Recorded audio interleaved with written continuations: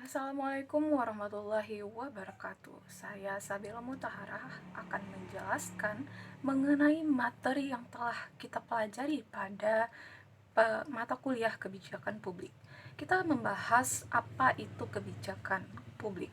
Kebijakan merupakan suatu peraturan yang dipilih dari hasil pilihan di antara beberapa pilihan terbaik tentunya. Nah, kebijakan tersebut secara formal bersifat mengikat. Ciri-ciri kebijakan publik itu sendiri adalah kebijakan tersebut merupakan hasil dari suatu keputusan. Kebijakan tersebut diambil berdasarkan proses yang cukup panjang. Nah, kebijakan tersebut juga merupakan suatu harapan-harapan hidup orang banyak ataupun masyarakat. Karena kebijakan tersebut dibuat tentunya dengan memiliki tujuan untuk orang banyak.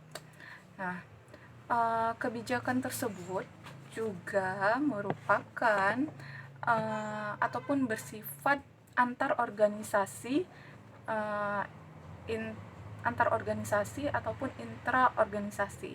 Jadi kebijakan tersebut juga berkaitan dengan organisasi-organisasi lainnya, karena kebijakan tidak dapat dibuat atas dasar ataupun hasil keputusan pribadi orang tersebut atau individu.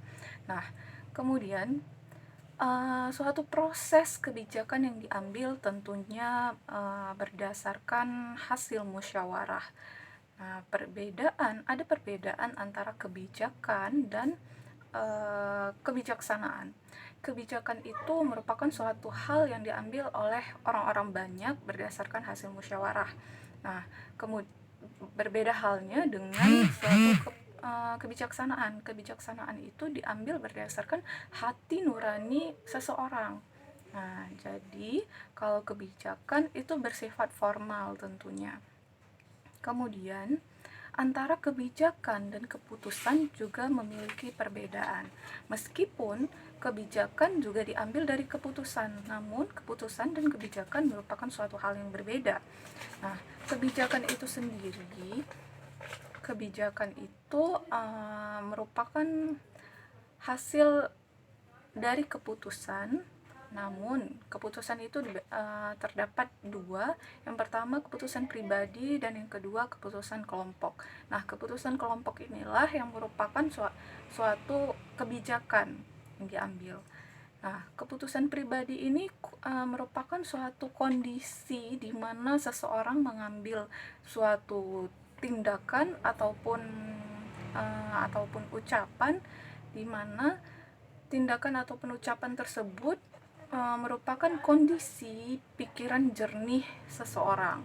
Nah, contohnya ketika meskipun dia memiliki jabatan, namun ketika dia mengambil suatu keputusan pribadinya, maka itu merupakan suatu keputusan yang diambil berdasarkan hati nuraninya. Contohnya ketika presiden mengatakan akan memberikan hadiah kepada anak-anak yang bisa menjawab pertanyaannya berupa hadiah sepeda. Nah, itu merupakan suatu keputusan pribadi yang diambil oleh presiden. Nah, kemudian mengenai keputusan kelompok. Keputusan kelompok itu merupakan keputusan yang diambil berdasarkan hasil musyawarah yang telah melalui musyawarah beberapa kelompok ataupun organisasi ataupun elemen-elemen pemerintahan negara tentunya. Nah, contohnya ketika presiden mengeluarkan kebijakan di mana presiden akan membagikan bantuan terkait dengan orang-orang yang terdampak COVID-19. Nah, tentunya itu telah melalui proses musyawarah rapat di mana ada menteri pendidikan ataupun menteri sosial, menteri keuangan dan lain sebagainya.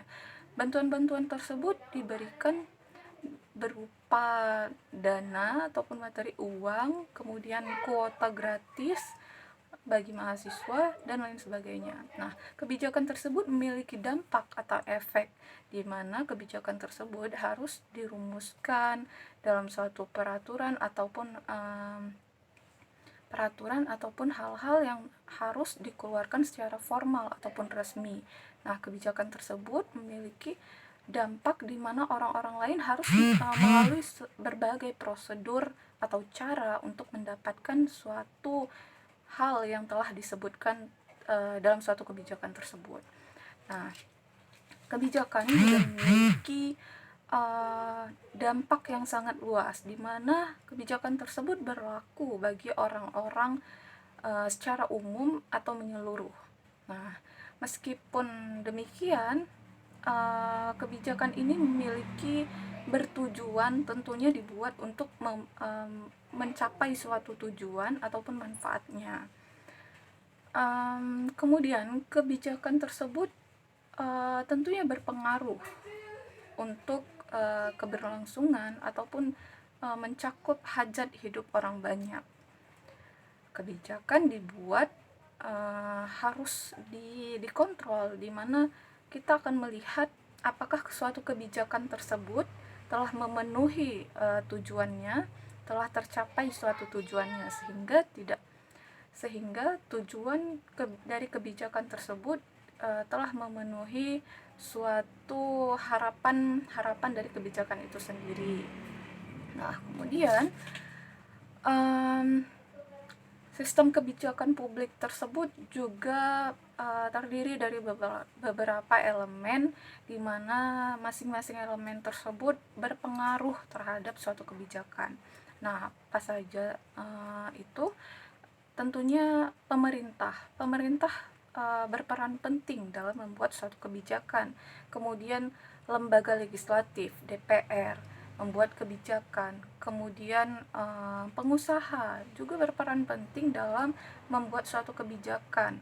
Kemudian stakeholder dari LSM meskipun bukan merupakan suatu organisasi ataupun suatu elemen pemerintahan negara, tetapi mereka mampu mempengaruhi orang-orang banyak, atau mereka menyampaikan aspirasi dari masyarakat yang mungkin tidak teraspirasi melalui lembaga perwakilan rakyat ataupun DPR.